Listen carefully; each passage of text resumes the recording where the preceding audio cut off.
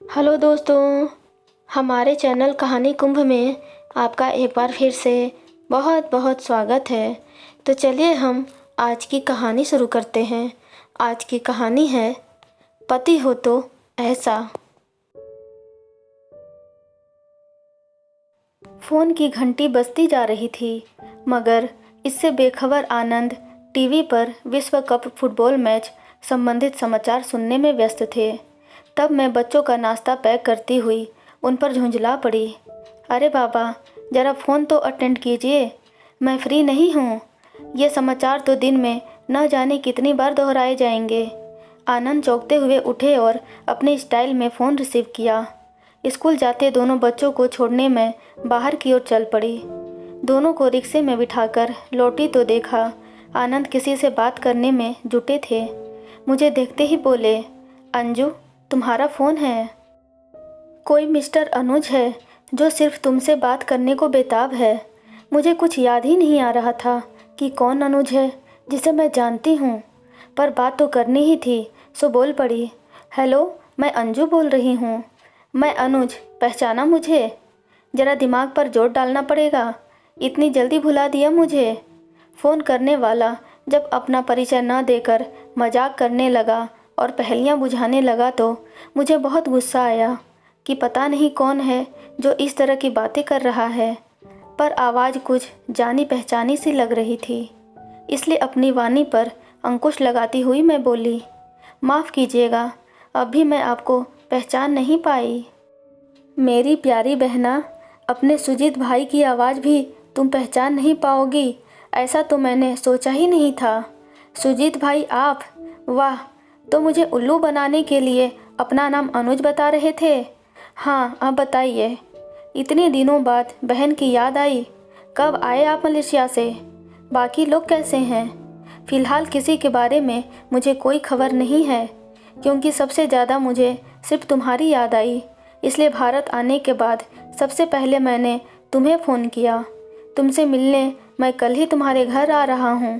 पूरे 2 दिन तुम्हें बोर होना पड़ेगा, इसलिए कमर कसकर तैयार हो जाओ। बाकी बातें अब तुम्हारे घर पर ही होंगी। बाय।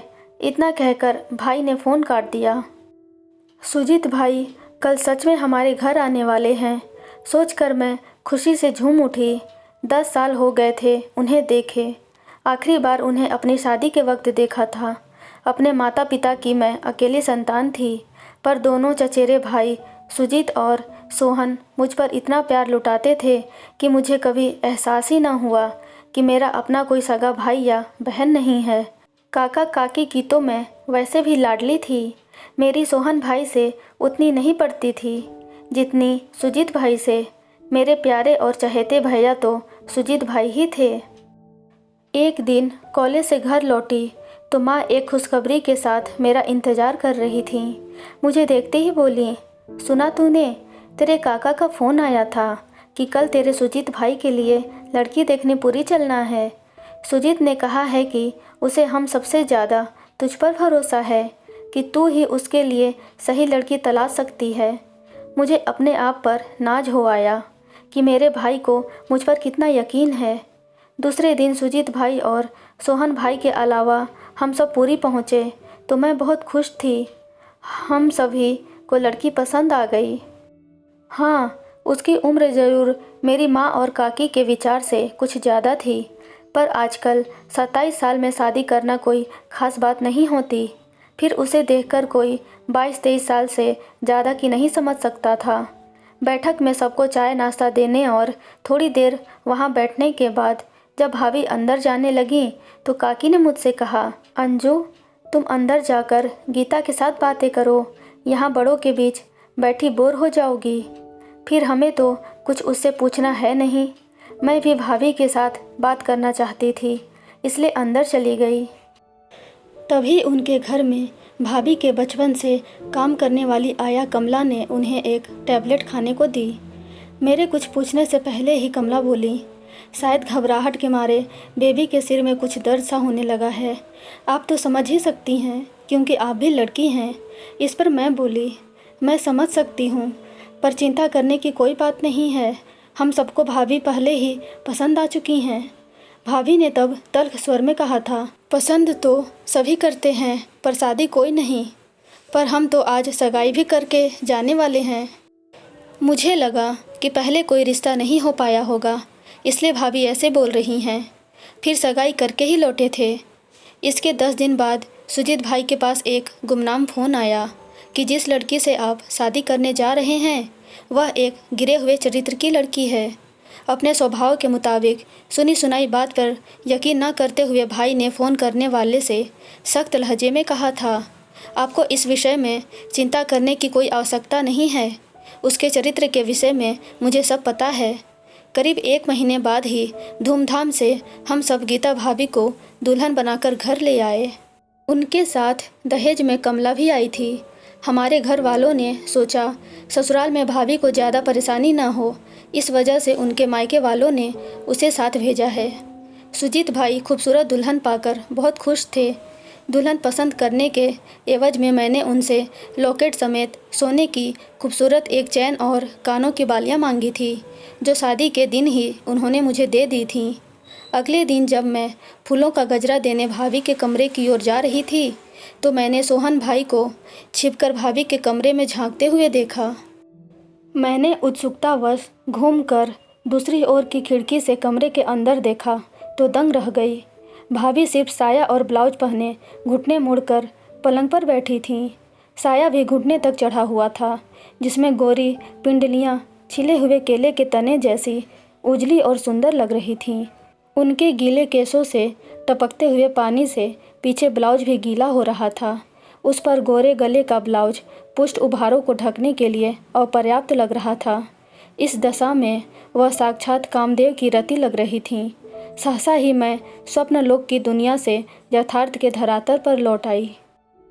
फिर सधे कदमों से जाकर पीछे से सोहन भाई की पीठ थपथपा दी और अनजान सी बनती हुई बोली, भाई तुम यहाँ खड़े क्या कर रहे हो? बाहर काका तुम्हें तलाश रहे हैं। सोहन भाई बुरी तरह झेंप गए। बोले, वो मैं सुजीत भाई को ढूंढ रहा था। वह मुझसे नज़रें चुराते हुए बिजली की गति से वहाँ से चले गए। मैं गजरे की थाली लिए भाभी के कमरे में अंदर पहुँची। यह क्या भाभी, इस तरह क्यों बैठी हो? जल्दी से साड़ी बांधकर तैयार हो जाओ। तुम्हें देखने आसपास के लोग आते ही होंगे। मुझे नहीं पता साड़ी कैसे बांधी जाती है। कमला मेरे लिए दूध लेने गई है, वही आकर मुझे साड़ी पहनाएगी। भाभी का स्वर एकदम सपाट था। अच्छा, लगता है तुम सिर्फ सलवार सूट ही पहनती हो। आओ, मैं तुम्हें बताती हूँ कि साड़ी कैसे बांधी जाती है। मैं तो कभी कभी घर पर शौकिया साड़ी बांध लेती हूँ। बातें करते हुए मैंने उनकी साड़ी बांधी, फिर केशों को अच्छी तरह पोंछकर हेयर ड्रायर से सुखाकर पोनी बना दी। फिर हेयर पिन से मोगरे का गजरा लगाया और चेहरे का भी पूरा मेकअप कर डाला। सबसे अंत में मांग भरने के बाद जब मैंने उनके माथे पर मांग टीका सजाया तो कुछ पलों तक मैं खुद उस अपूर्व सुंदरी को निहारती रह गई। इतनी देर तक मैं उनसे अकेले ही बात करती रही। उनका चेहरा एकदम निर्विकार था। पूरे श्रृंगार के बावजूद कुछ कमी सी लग रही थी। शायद वह कमी थी भाभी के मुखड़े पर नज़र न आने वाली स्वाभाविक लज्जा, क्योंकि यही तो वह आभूषण है जो एक भारतीय दुल्हन की सुंदरता में 4 चांद लगा देता है। ऐसा क्यों था मैं तब समझ नहीं पाई थी, परंतु अगली रात को रिसेप्शन पार्टी के वक्त इसका राज खुल गया। वह रात शायद सुजीत भाई के जीवन की सबसे दुख भरी रात थी।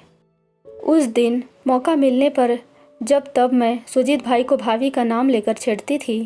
रात की रिसेप्शन पार्टी पूरे शबाब पर थी। दूल्हा दुल्हन को मंडप में बिठाया गया था। लोग तोहफे और बुके लेकर जब दुल्हन के पास पहुँचे तो इतनी सुंदर दुल्हन देख पलक झपकाना भूल जाते। हम सब खुश थे, पर हमारी खुशी पर जल्दी ही तुषारपात हो गया। वह पूर्णिमा की रात थी। हर पूर्णिमा को ज्वार भाटे के साथ समुद्र का शोर इतना बढ़ जाता है कि काका के घर तक साफ सुनाई पड़ता है। उस वक्त ऐसा ही लगा था जैसे अचानक ही शांत समुद्र में इस कदर ज्वार भाटा आ गया हो जो हमारे घर के अमन चैन को तबाह और बर्बाद कर डालने पर उतारू हो।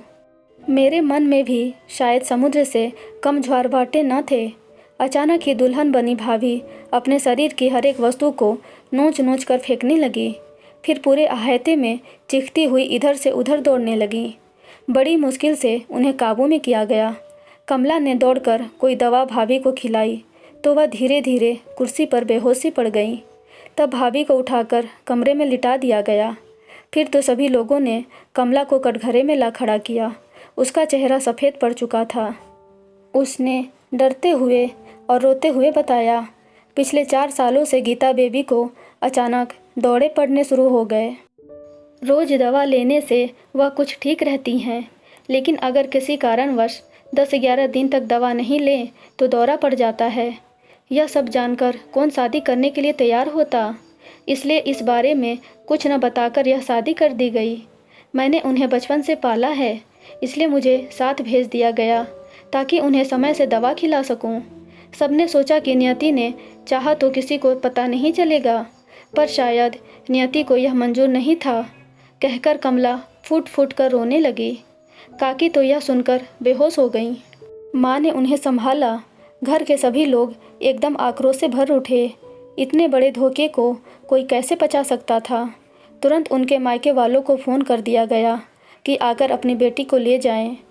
सहसा ही मैं अपराध बोध से भर उठी थी।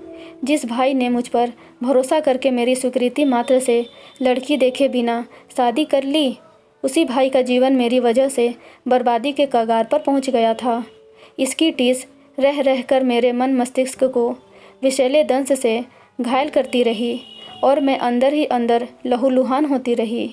2 दिन बाद भाभी के माता पिता आए। हमारे सारे रिश्तेदारों ने उन्हें जितना मुँह उतनी बातें कहीं। जी भरकर उन्हें लताड़ा, फटकारा और वे सिर झुकाए सब कुछ चुपचाप सुनते रहे। 2 घंटे बाद जब सभी के मन के गुबार निकल गए तो भाभी के पिता सबके सामने हाथ जोड़कर बोले, आप लोगों का गुस्सा जायज़ है। हम यह स्वीकार करते हैं कि हमने आपसे धोखा किया। हम अपनी बेटी को लेकर अभी चले जाएंगे, लेकिन जाने से पहले मैं आप लोगों से यह कहना चाहता हूँ कि हमारी बेटी कोई जन्म से ऐसी मानसिक रोगी नहीं थी। उसे इस हाल में पहुँचाने वाला आपका यह बेदर्द समाज है। 7 साल पहले एक जमींदार घराने के अच्छे पद पर कार्यरत लड़के के साथ हमने गीता का रिश्ता तय किया था। सगाई होने तक तो वे यही कहते रहे कि आप अपनी मर्जी से अपनी बेटी को जो भी देना चाहें दे सकते हैं, हमारी ओर से कोई मांग नहीं है। फिर शादी के 2 दिन पहले इतनी ज़्यादा मांग कर बैठे जो किसी भी सूरत पर हम पूरी नहीं कर सकते थे। अंततः हमने इस रिश्ते को यहीं ख़त्म कर देना बेहतर समझा, परंतु वे इसे अपना अपमान समझ बैठे और बदला लेने पर उतारू हो गए। चूँकि वे स्थानीय लोग थे, इसलिए हमारे घर जो भी रिश्ता लेकर आता उससे गीता के चरित्र के बारे में उल्टी सीधी बातें करके रिश्ता तोड़ने लगे। इसके अलावा वे हमारे जान पहचान वालों के बीच भी गीता की बदनामी करने लगे। इन सब बातों से गीता का आत्मविश्वास खोने लगा और वह एकदम गुमसुम हो गई। फिर धीरे धीरे मनोरोगी हो गई। इलाज के बाद भी खास फर्क नहीं पड़ा। जब आप लोग किसी की बातों में नहीं आए तो किसी तरह आपके घर रिश्ता करने में हम कामयाब हो गए। मन से हम इस साथ को भी मिटा ना सके कि बेटी का घर बसता हुआ देखें। हम यह भूल गए कि धोखा देकर न आज तक किसी का भला हुआ है और न होगा। हो सके तो हमें माफ़ कर दीजिए। आप लोगों का जो अपमान हुआ और दिल को जो ठेस पहुंची, उसकी भरपाई तो मैं नहीं कर पाऊंगा, पर आप लोगों का जितना खर्चा हुआ है वह मैं घर पहुंचते ही ड्राफ्ट द्वारा भेज दूंगा। बस हमें अब इजाज़त दीजिए। फिर वह कमला से बोले, जाओ कमला, गीता को ले आओ।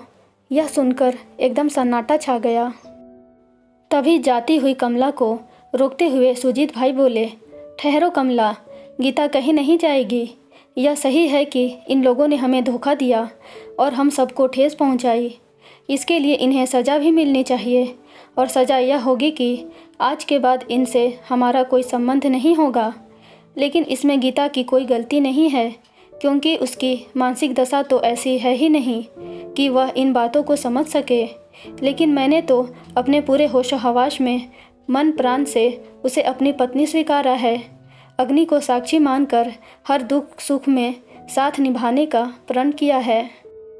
कहते हैं जन्म, शादी और मृत्यु सब पहले से तय होते हैं। अगर ऐसा है तो यही सही।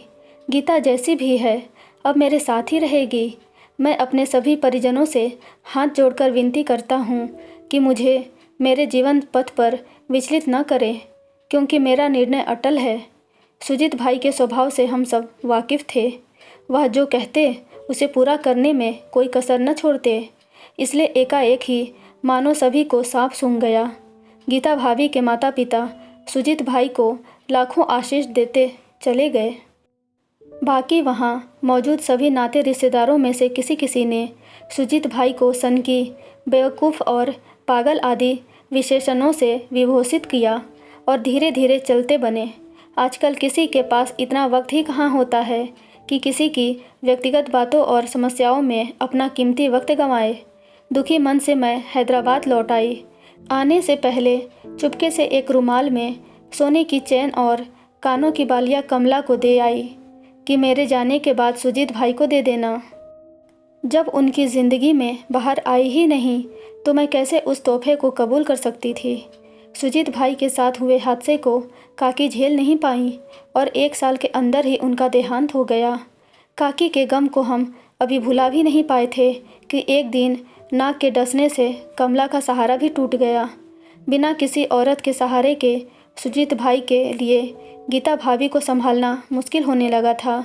इसलिए सुजीत भाई ने कोशिश करके अपना तबादला हैदराबाद करवा लिया ताकि मैं और मम्मी उनकी देखभाल कर सकें। मकान भी उन्होंने हमारे घर के करीब ही लिया था। एक दिन मुझे सौरभ भाई से एकांत में बातें करने का मौका मिल गया।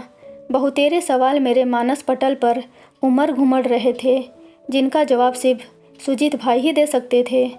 आराम से सोफे पर पीठ टिकाकर बैठती हुई मैं बोली, अब मुझे सब कुछ बताइए कि ऐसा क्या हुआ जो आप भाभी को लेकर हैदराबाद आ गए। ज़रूर आप कुछ छुपा रहे हैं। फिर उन्होंने कहना शुरू किया, आज तक मैं तुम्हें यह नहीं बता पाया कि हैदराबाद तबादला मैंने सिर्फ गीता के लिए नहीं करवाया था, बल्कि इसकी और भी वजह थी। मैं आश्चर्य से उनका मुंह देखने लगी कि अब और किस रहस्य से पर्दा उठने वाला है। मैंने पूछा, और क्या वजह थी? माँ के बाद कमला किसी तरह सब संभाले हुए थी, लेकिन उसके गुजरने के बाद तो मेरे लिए जैसे मुसीबतों के कई द्वार एक साथ खुल गए। एक दिन गीता ने मुझे बताया कि सोहन ने आज जबरन मेरा चुंबन लिया। जब गीता ने उससे कहा कि वह मुझसे कह देगी तो माफ़ी मांगते हुए सोहन ने कहा कि यह बात भैया को नहीं बताना, फिर कभी वह ऐसा नहीं करेगा। यह सुनकर मैं सन रह गया। मैं तो कभी सोच भी नहीं सकता था कि मेरा अपना भाई भी कभी ऐसी हरकत कर सकता है।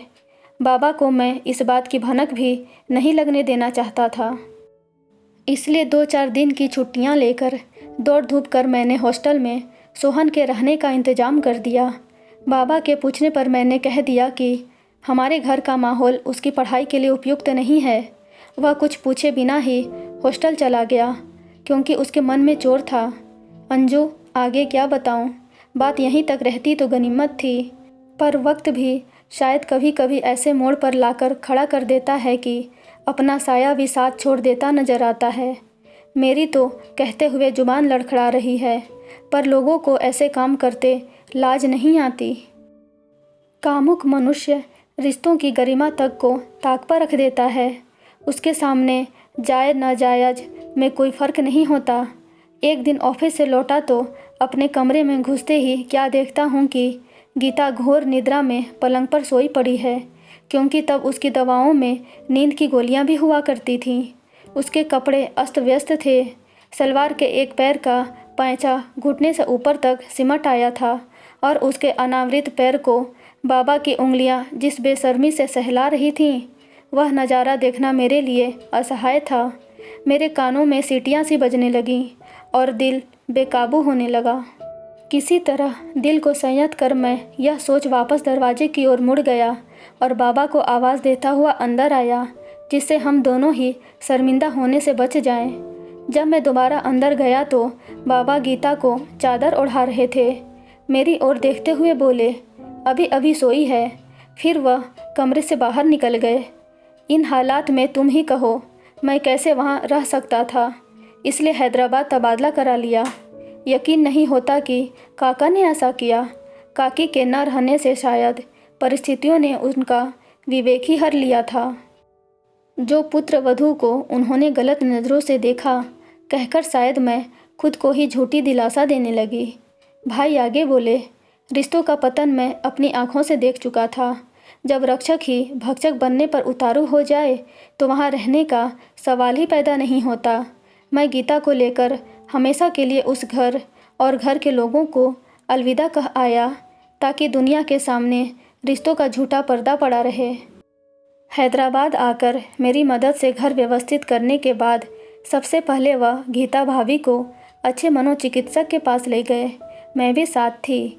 डॉक्टर ने पहले एकांत में सुजीत भाई से गीता भाभी की पूरी केस हिस्ट्री सुनी।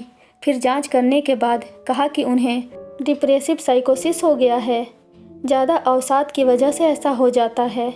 इसमें रोगी जब तब क्रोनिक अवस्था में रहता है तो किसी को जल्दी पता नहीं चल पाता कि आमुक आदमी को कोई बीमारी भी है, परंतु 10 से ज़्यादा दिन तक वह दवा न ले तो फिर उस बीमारी की परिणति एक्यूट अवस्था में हो जाती है, जिसमें रोगी को कुछ होश नहीं रहता कि वह क्या कर रहा है। अपने बाल और कपड़े आदि नोचने फाड़ने जैसी हरकतें करने लगता है। डॉक्टर ने आगे बताया कि एक बार अगर यह बीमारी किसी को हो जाए तो उसे एकदम जड़ से ख़त्म नहीं किया जा सकता, लेकिन जीवन पर्यंत रोजाना एक मर्ज की दवा की एक गोली लेने से सामान्य जीवन जिया जा सकता है। दवा के साथ साइकोथेरेपी से मरीज में आश्चर्यजनक सुधार हो सकता है और यह सिर्फ उसके परिवार वाले ही कर सकते हैं। मरीज के साथ प्यार भरा व्यवहार रखने के साथ साथ बातों और अन्य तरीकों से घर वाले उसका खोया आत्मविश्वास फिर से लौटा सकते हैं। डॉक्टर के कहे अनुसार हमने भाभी का इलाज शुरू कर दिया। माँ तो अपने घर के काम में ही व्यस्त रहती थीं, इसलिए भाई की अनुपस्थिति में भाभी के साथ रहने और उनमें आत्मविश्वास जगाने के लिए मैंने भी कोई कसर नहीं छोड़ी। भाई और मैं बातों बातों में निरंतर उन्हें यकीन दिलाने की कोशिश करते कि वह बहुत अच्छी हैं, सुंदर हैं और हर एक काम अच्छी तरह कर सकती हैं। शुरू में वह ना नुकुर करती थीं, फिर धीरे धीरे मेरे साथ खुल गईं। हम तीनों मिलकर कभी लूडो खेलते, कभी बाहर घूमने चले जाते। लगातार प्रयास से 6 महीने के अंदर गीता भाभी में इतना परिवर्तन आ गया कि वह हंसने मुस्कुराने लगी, लोगों से बातें करने लगी और नज़दीक के बाज़ार तक अकेली जाकर सब्ज़ी वगैरह खरीद कर लाने लगी। दूसरे लोग उन्हें देखकर किसी भी तरह से असामान्य नहीं कह सकते थे। यूँ कहें कि वह काफ़ी हद तक सामान्य हो चुकी थीं। हमें आश्चर्य इस बात का हो रहा था कि इस बीच न तो काका और न ही सोहन भाई कभी हालचाल पूछने आए, पर सब कुछ ठीक चल रहा था, इसलिए हमने खास ध्यान नहीं दिया। इसके 5 महीने बाद ही मेरी शादी हो गई और मैं अपने ससुराल मुंबई चली गई। ससुराल आकर धीरे धीरे मेरे दिमाग से सुजीत भाई की यादें पीछे छूटने लगीं, क्योंकि आनंद के अपने माता पिता के इकलौते बेटे होने के कारण वृद्ध सास ससुर की पूरी जिम्मेदारी मेरे ऊपर थी। उन्हें छोड़कर मेरा शहर से बाहर जाना मुश्किल था।